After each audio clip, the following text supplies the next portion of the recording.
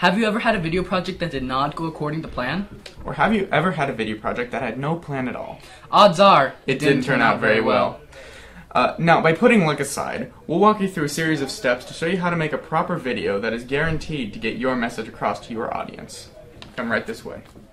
Now, the first step to creating a successful video for any class that follows all rubric guidelines, gives an informative message, and is technically pleasing as well, is to plan everything. And I mean everything in pre-production. Now granted, if there's one step that is generally ignored during a video project, that step is pre-production. However, I can inform you that this is a very important step. A contractor doesn't create a sturdy building without some blueprint. An English major doesn't write an essay without some outline. And a director most certainly does not create a film or video project without some element of pre-production, such as a storyboard or a script. Pre-production is the time where you'll need to organize all of your thoughts and make sure that you have all of the proper video equipment. Now here's what you'll need to create a video. A script and a storyboard. Now we mentioned this earlier, but it's important to note that one may work better in a certain instance than the other. So, for example, if you're filming a trailer without much dialogue, a storyboard may work better than a script. However, if you're filming a broadcast of, say, the French Revolution, it would work much better if you had a script instead of a storyboard, although a storyboard may help. Now you're also going to need a camera, and you can use one of the flip cams or one of the little JVC hand cams from Mr. Brown, or you could even purchase one of your own starting around $100. Okay, and also keep in mind that you'll need a tripod, sound recording devices of some sort. You're also most likely going to need an SD card and batteries for the sound and camera devices, plus cables, video editing software, lights if you plan on using a green screen or some sort of stage, and actors and time. Lots and lots of time. Now, like we said before, pre-production is very important because it's basically your foundation for how your entire movie is going to unravel. And like we said before, you can't have a sturdy building without some sort of a blueprint and a foundation to start off with. Next comes production. Now, of course, production's very important because, well, it's what you're producing. Now, in production, it's important to make sure that all finalizations to your script and storyboard are getting taken care of, that you understand how to use your camera properly, set up lights, and do things actually on set rather than during post-production.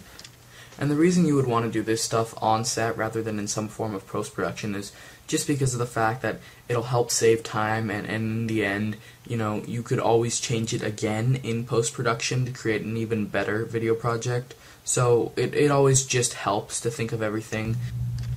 And when it comes down to it, you are most likely doing a school project and you don't have a team of 500 people to help you set things up on set. So, it can become very time consuming to have to set up lights and different camera angles. So it's always helpful to ask a teacher or ask some friends to help you if they're not busy. And it just helps everything, you get better feedback and everything goes smoother, and it all just helps make it work out better in the end. And now comes post-production. Now, post-production becomes just as necessary as pre-production, if not more. Post-production is because of the fact that no matter how well you plan things out, no matter how well things are going, you're guaranteed to make a mistake. Not only will there most likely be mistakes, but it's also just the fact that you're going to have a lot of raw footage.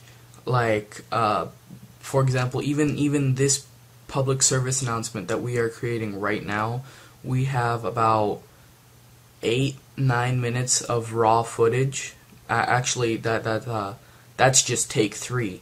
Overall, we have about 20 or 30 minutes of raw footage, and in the end, you're going to see this is about a 5 or 6 minute PSA. So it condenses it a lot, and it just makes it better.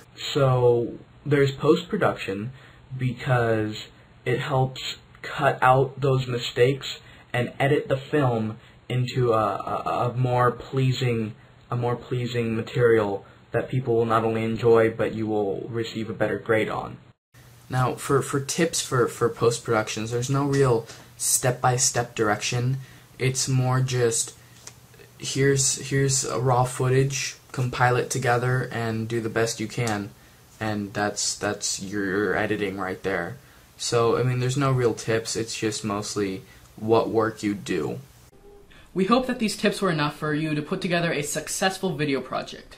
And hopefully you will take our advice and use them in your upcoming projects. Thanks for watching.